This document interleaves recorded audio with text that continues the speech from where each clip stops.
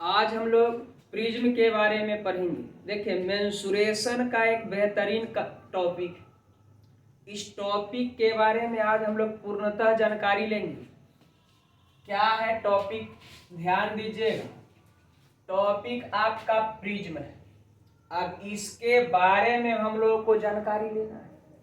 Prism है क्या, पहले जान लेते हैं। अब आपको ध्यान देना है, आप पहले प्रिज्म के बारे में जानिए। प्रिज्म क्या है, तो बोलिए प्रिज्म क्या है, सुन लीजिएगा। किसी बहुभुज के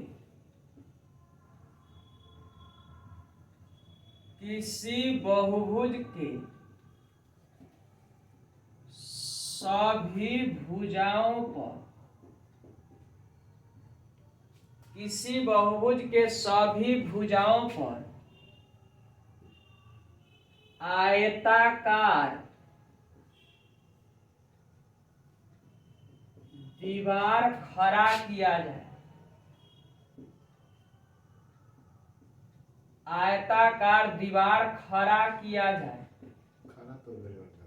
खड़ा किया जाए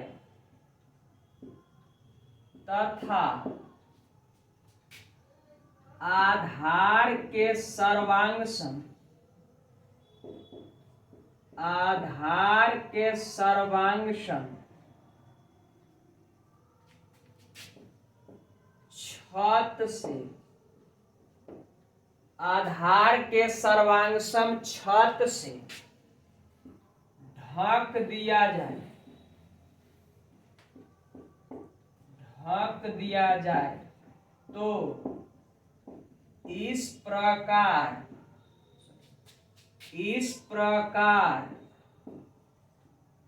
बनी आकृति प्रिज्म कहलाती है।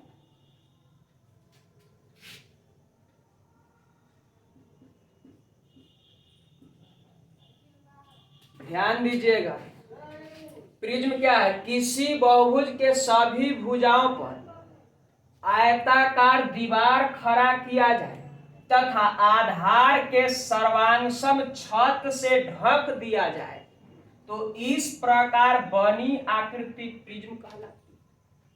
अब थोड़ा एक काम और जान लीजिए, ध्यान दीजिएगा। एक काम और जानिए, प्रिज्म के आधार जैसा होगा उसका नामकरण भी उसी के अनुरूप होगा।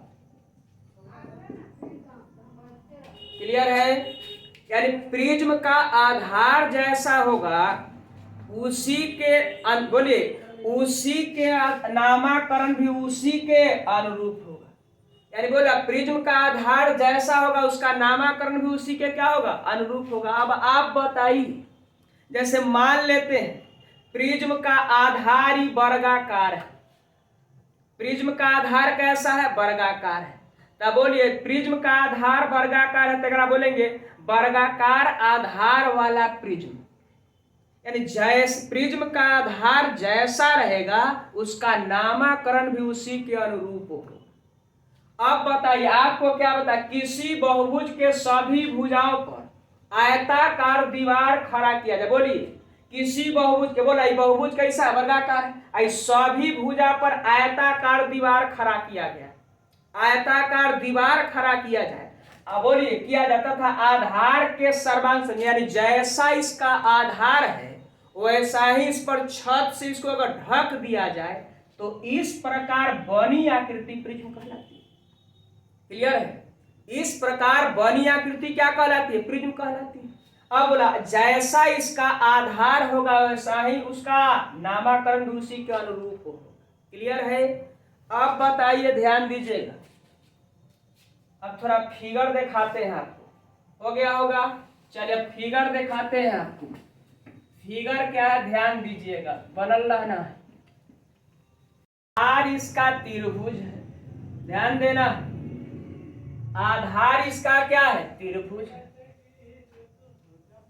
आधार इसका क्या है? त्रिभुज है। तो बोला आधार इसका त्रिभुज है, तो त्रिभुज सब इसके सभी भुजाओं पर आयताकार क्या खड़ा करना है? दीवार खड़ा करिए। जैसा ही आयताकार दीवार खड़ा करिए, आधार के सर्वांगसम छत से इसको ढक दीजिए। जैसा ही ढक दीजिएगा ना तो प्रिज्म का रूप ले लेगा।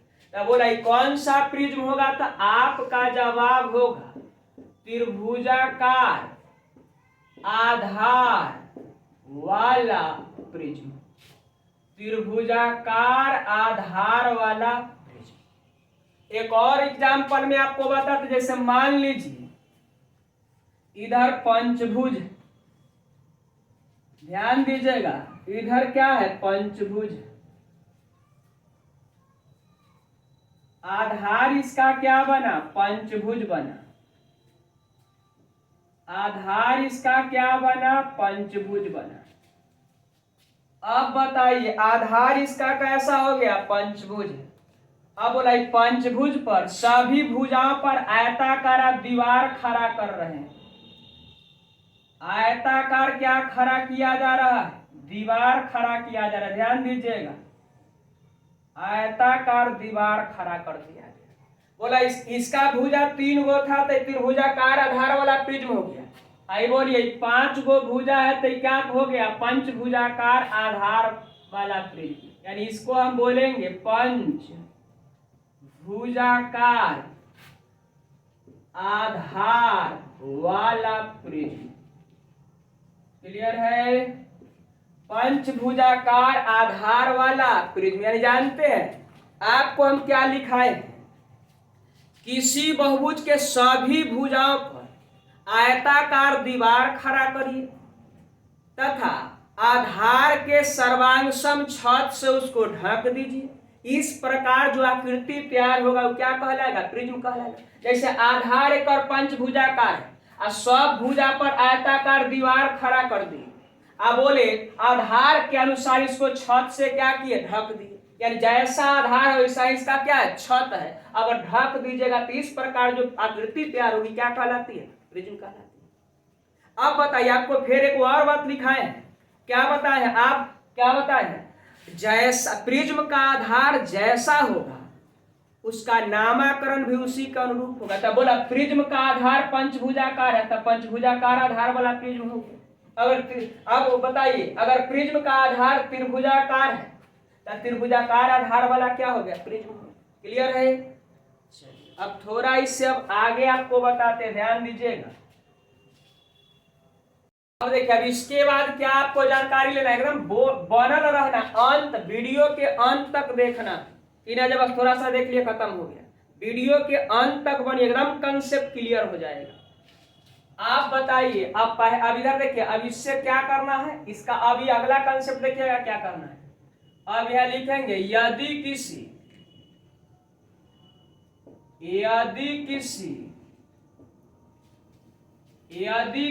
प्रिज्म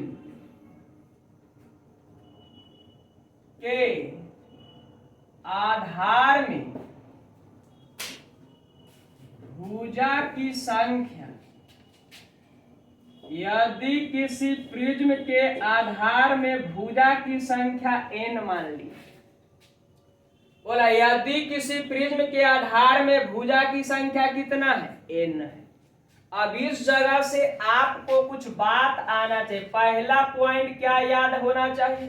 तो आपसे पार्श्व सतह की बात करेगा। पार्श्व सतह की संख्या, पार्श्व सतह की संख्या, इसको तनका जरा दीवार की संख्या भी बोल सकते हैं, यानी पार्श्व सतह की संख्या। दूसरा आपको क्या जानकारी रखना है? ध्यान दीजिएगा, संपूर्ण सतह, संपूर्ण सतह, संपूर्ण सतह की संख्या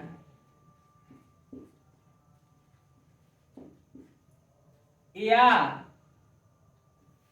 संपूर्ण सतह की संख्या, इसी को आप एम ऐसे भी बोल सकते हैं, कुल सतह की संख्या।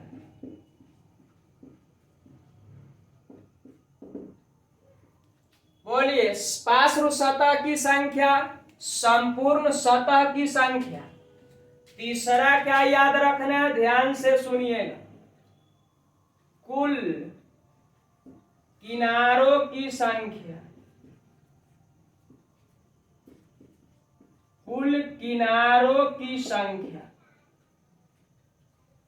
कुल किनारों की संख्या। 4 नंबर बात क्या याद रखना है, ध्यान दीजिएगा, कुल शीर्षों की संख्या। कुल शीर्षों की संख्या, यानी इतना बात आपको ध्यान रखना। आप बताइए, बहुत आसान है। पार्श्व सतह की संख्या कहिए चाहे दीवार की संख्या, या एकरा इसे भी बोल सकते हैं पार्श्व फलक की संख्या। इसको आप बोलिएगा संपूर्ण सतह की संख्या कहिए चाहे कुल फलक की संख्या कहिए, कुल फलक की संख्या को, चाहे कुल बोलिए। अब अगला पूछेगा जो कुल किनारों की संख्या बताइए या कुल शीर्षों की, यानी 4 बात आपको जानकारी होना चाहिए। बोले पहला बात क्या होना चाहिए, पार्श्व सतह की संख्या बताइए। दूसरा आपसे पूछेगा संपूर्ण सतह की संख्या, कुल फलक की संख्या। आपको तीसरा पूछा जाएगा कुल किनारों की संख्या बताइए, और चौथा पूछा जाएगा कुल शीर्षों की संख्या बताइए। क्लियर है। अब इधर आप आइए, बताते, ध्यान दीजिए। यदि किसी प्रिज्म के आधार में भुजा की संख्या कितना है, n है। बोलिए भुजा की संख्या कितना है, n है। आप बताइए भुजा की संख्या जब n हो गया, या उसको ऐसे भी बोल सकते, इसको दीवार की संख्या भी आप बोल सकते हैं। तब पार्श्व सतह मतलब जानते हैं, पार्श्व मतलब चारों तरफ वाला, यानी चारों दीवार वाला, चारों तरफ वाला, यानी इसके ई वाला पार्श्व सतह। सुन लीजिए बढ़िया से, पार्श्व सतह जब भी पूछेगा तो इसको काउंट करना है, और संपूर्ण सतह जब भी पूछेगा तो जानते ई तो चाहिए ही चाहिए, प्लस में नीचे वाला, संग में ऊपर वाला भी चाहिए, तब संपूर्ण हो गया इसका। अगला है किनारों की संख्या। किनारा बोलू तो इसको किनारा बोलते, कोर है, किनारा है, कोर को क्या बोलते हैं, किनारा। तीसरा क्या, शीर्षों की संख्या। शीर्ष मतलब कोना, ई वाला कोना वाला, ई कोना है, ई वाला। क्लियर है। अभी 4 बात आपको आना चाहिए। तो बोले पार्श्व सतह की संख्या कैसे निकलेगा, तो सुनिए, जो वो भुजा है, बोलिए वर्गाकार है ना, तो 4 गो भुजा होगा तो 4 गो ना दीवार खड़ा करिएगा। अगर इसका आधार अगर वर्गाकार है तो भुजा की संख्या कै गो हो गया, n गो। भुजा की संख्या कै गो, n को क्या है, यह क्या बोलेंगे, 4 गो है।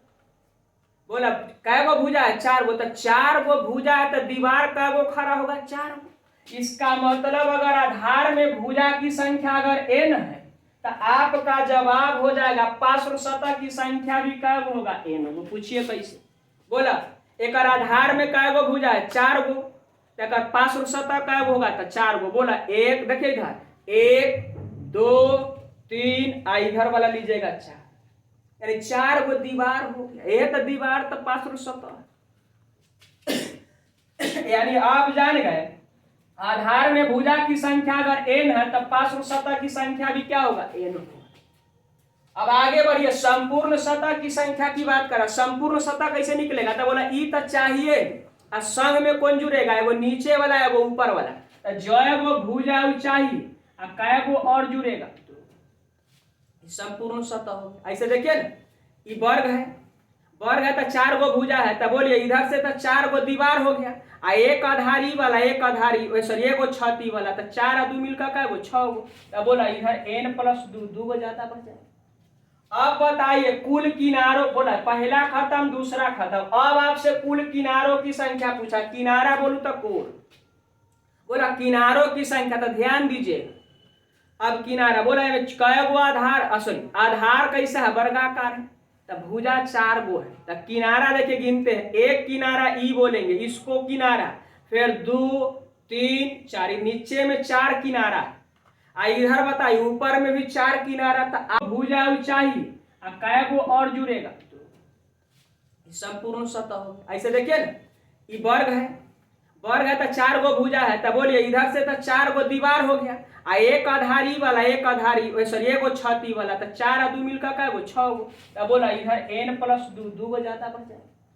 अब बताइए कुल किनारों, बोला पहला खत्म दूसरा खत्म, अब आपसे कुल किनारों की संख्या पूछा, किनारा बोलू तो कोण, बोला किनारों की संख्या, तो ध्यान दीजिए अब किनारा बोला कै गो आधार, सॉरी आधार कैसा है वर्गाकार है, तो भुजा 4 गो है, तो किनारा देखिए गिनते हैं, एक किनारा ई बोलेंगे इसको किनारा, फिर 2 3 4, नीचे में 4 किनारा, इधर बताइए ऊपर में भी 4 किनारा, तो 8 गो हो गया। अब बताइए इहो तो एगो किनारा है, इहो एगो किनारे है, इधर भी किनारा इधर भी किनारे, 4 गो नीचे और 4 गो ऊपर और 4 1 2 3 4 4 गो इधर, कुल मिलाकर क्या गो 12। तब बोला जब भुजा 4 गो है तो किनारा 12 हुआ, भुजा 4 है तो किनारा 12, यानी 4 का कै गुना हो रहा है 3 गुना, तो अगर भुजा n गो है तो इसका 3 गुना हो जाएगा, तब बोला इधर कितना हो जाएगा 3n।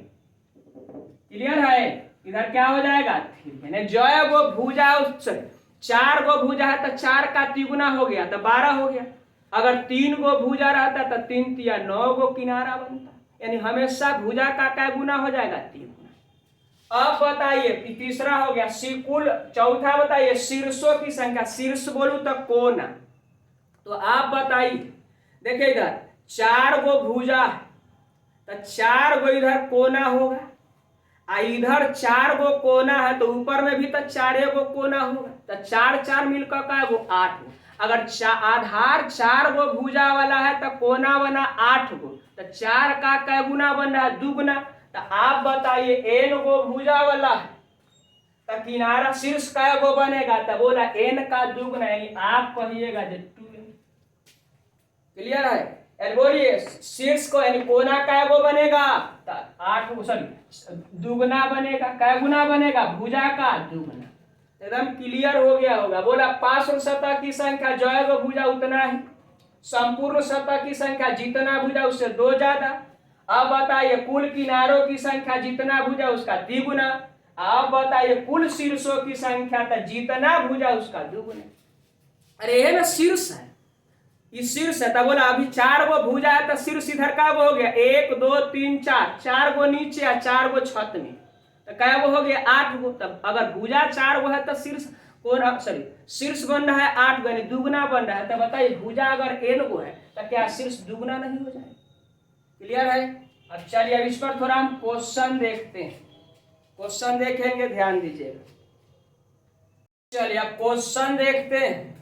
क्वेश्चन क्या करा, एक लंब प्रिज्म का त्रिभुजाकार आधार, आधार कैसा है त्रिभुजाकार, यदि भी प्रिज्म के शीर्षों की संख्या, ई कोरों की संख्या है और एफ फलकों की संख्या है, क्लियर है, तो v plus E minus F बटा 2 का मान बताना है। तो आप कुछ नहीं करिए, बताइए त्रिभुजाकार आधार है यानी भुजा कितना होगा, यानी n का मान बताइए, तो n जो है वो 3 गो होगा, n क्या है भुजा की संख्या, यानी आधार त्रिभुजाकार, यानी आधार त्रिभुजाकार यानी n कितना है तो 3 है। अब आप मुझे बताइए v है और इधर बोलिए E है और इधर बोलिए F है, क्लियर है। अब आप जानते हैं V जो है प्रिज्म के शीर्षों की संख्या, यानी शीर्ष, शीर्ष बोलिए शीर्षों की संख्या, यानी शीर्ष जो होता है वो भुजा का 2 गुना होता है, जानकारी होगा, शीर्ष बताइए 2n होता है, भुजा का 2 गुना। अब बताइए ई कोरों की संख्या, ई क्या है कोर, कोर बोलू तक किनारा, बोला किनारा ई किनारों की संख्या, किनारा भुजा का क्या गुना होता है 3 गुना होता है, तो इसको हम लोग जानते हैं 3n। अब आप बताइए एफ फलकों की संख्या होता है, तब बोलिए एफ फलकों की संख्या है, तब बोला फलक कितना होता है, तो ध्यान दीजिएगा इधर n+2 होता है, यह ना सीखे। अब आप बताइए इधर अगर n का मान, ध्यान दीजिएगा, n का मान इधर हम लोग जानते हैं 3, तो इधर बनेगा 6। अब बोला इधर n का मान बताइए, तो 3 गुना 3 करिएगा तो 9 हो जाएगा। क्लियर है? अब बताइए इधर n, ध्यान दीजिए हम डायरेक्ट लिख दे रहे हैं, बोला n का मान इधर 3 है तो इधर 6 हो जाएगा, n का मान इधर 3 है तो इधर 9 हो जाएगा, और इधर n का मान 3 है तो बोला 5 हो जाएगा। क्लियर है? मतलब क्लियर है, n का मान कितना है? 3 है। तब बोला इधर 3 दूना के 6, 3 तिया के 9, 3 और 2 मिलकर कितना? 5। आपसे क्वेश्चन पूछा जाए, आप बताइए v plus E minus F बटा 2 का मान बताइए। तो आप बताइए v कितना है, तो आपका जवाब होगा 6। बोला ई कितना है, तो ई आपका जवाब होगा इधर 9 है। एफ बताइए कितना है, तो आपका जवाब होगा 5। अब बट्टा में तो 2 लिखो। अब आप बताना भाई, इधर बनेगा, ध्यान दीजिएगा, इधर होगा 9 और 6 मिलकर, सॉरी 6 और 9 मिलकर इधर 15 हो गया, माइनस में 5 करिएगा तो इधर बनेगा 10 बटा 2, यानी रिजल्ट जो बनेगा वो कितना होगा? 5 होगा। यानी आपके प्रश्न का आंसर 5 हो जाएगा, यानी ऑप्शन नंबर सी हो जाएगा। बहुत आसान है। अब आपको अभी क्या सिखाए हैं? अगर बोला भुजा की संख्या अगर n है, आधार में भुजा की संख्या अगर n है, तब पार्श्व सतह की संख्या पूछेगा तो सीधा n, संपूर्ण सतह तो 2 ऐड कर देना है, n में 2 और बढ़ जाएगा। अब आप बताइए, अगर सॉरी किनारों की संख्या अगर पूछ देगा, किनारा की संख्या कितना है तो भुजा का द्विगुना, और शीर्षों की संख्या कितना है तो भुजा का द्विगुना, जो कि हमने एकदम डिटेल का आपको सिखाया। क्लियर है? अब इसी में थोड़ा एक और कंसेप्ट को हम लोग जानेंगे। क्या है कंसेप्ट? ध्यान दीजिए, एक और कंसेप्ट को हम लोग क्या करेंगे? सीखेंगे। अब अगला पॉइंट क्या है सो सुनिएगा। अब अगला पॉइंट जानना है। पहला पॉइंट आपको कुछ फार्मूला आना चाहिए। बोलिए क्या पहला फार्मूला है? तो आपसे अगर पूछ देगा पार्श्व सतह का क्षेत्रफल बताइए,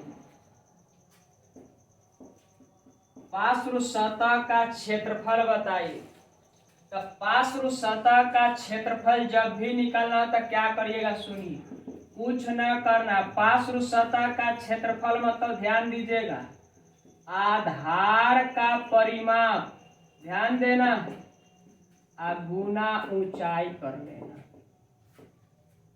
सीख गए हम। बोलिए पार्श्व सतह का क्षेत्रफल जब भी पूछा जाए तो आपको क्या लगाना है?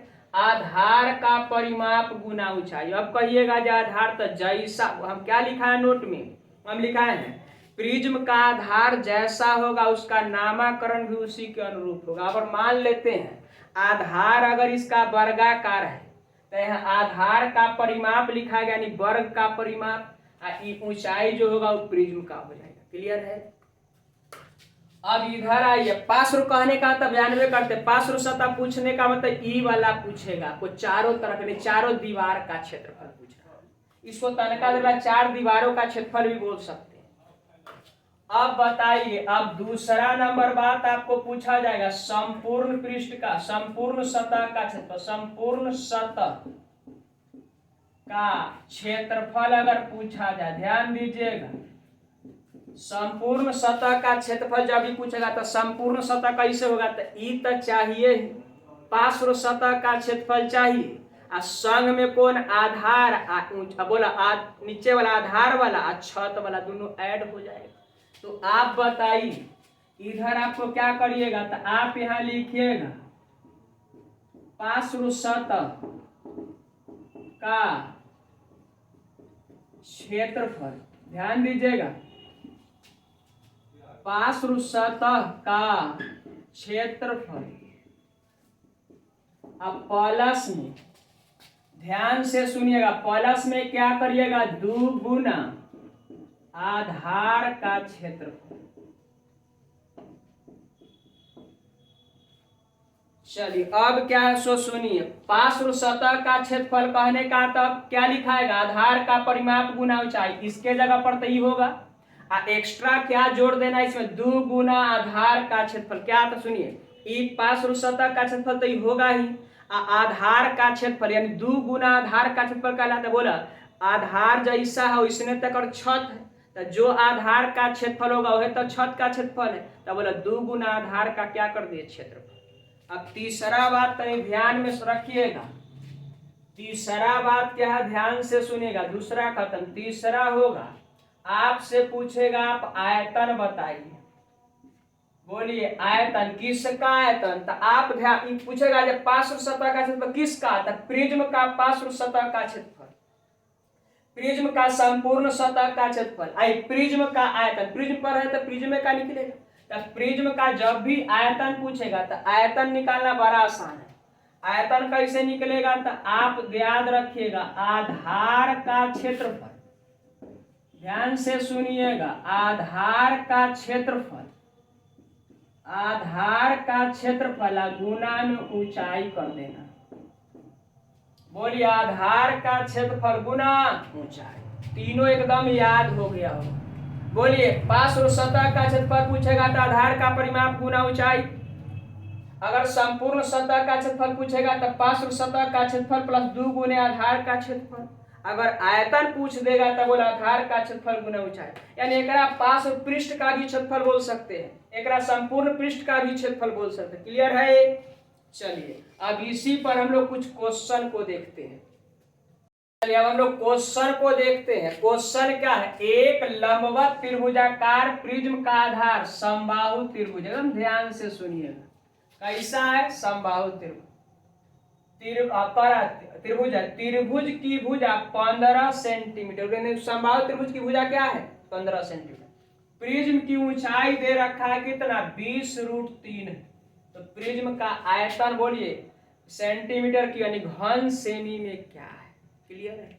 अब आप मुझे बताइए आधार अगर समबाहु त्रिभुज है, ध्यान से सुनिएगा, आधार इसका क्या है समबाहु त्रिभुज, आधार जो है वो समबाहु त्रिभुज, यानी सब भुजा इसका क्या होगा बराबर, दे दिया इसका भुजा क्या दिया है तब 15 दिया है, सब भुजा इसका क्या है 15, तो आप जानते हैं आपसे आयतन पूछा है, तो आप बताइए आयतन बराबर क्या होता है, तब प्रिज्म का आयतन बराबर होता है आधार का क्षेत्रफल, ध्यान दीजिएगा आधार का क्षेत्रफल गुना क्या होता है ऊंचाई, ऊंचाई किसकी तब प्रिज्म की, बोलिए आधार का क्षेत्रफल गुना ऊंचाई होता है।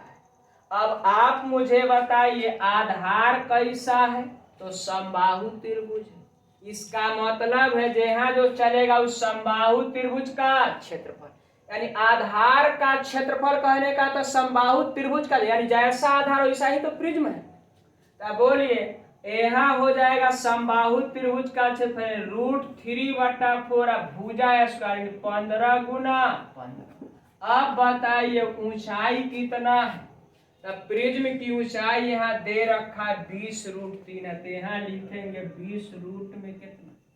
क्लियर है? अब इसको सोल्व करिएगा आंसर हो जाएगा। अब बताइए अब इसको काटा काटी करिएगा, तब बोलिए 4 से ही कट जाएगा कै बार में 5, यानी आप यहाँ बना सकते बोला रूट में 3 और रूट में 3 तो रूट में 9 हो जाएगा, इसका निकालिएगा तो इधर 3 हो जाएगा। अब बोला इधर बनेगा कितना, तो इधर 15 है, इधर 15 है, इधर कितना हो जाएगा तब 5 हो जाएगा। अब जब इसको सॉल्व करिएगा देखिए कैसे करेंगे, 5 गुना 3 करेंगे 15, 15 गुना 15 गुना 15, 15 का क्यू करेंगे तो 15 का क्यू हम लोग जानते हैं 3375 होता है। क्लियर है? अब 3375 सेंटीमीटर क्यूब आपके प्रश्न का आंसर, यानी आपका आंसर जो हो जाएगा 3375 घन सेमी आपका क्या होगा आयतन। क्लियर है? अब चलिए अब आपका सेवा समाप्त रहा, अब हम लोग मिलेंगे अगले क्लास।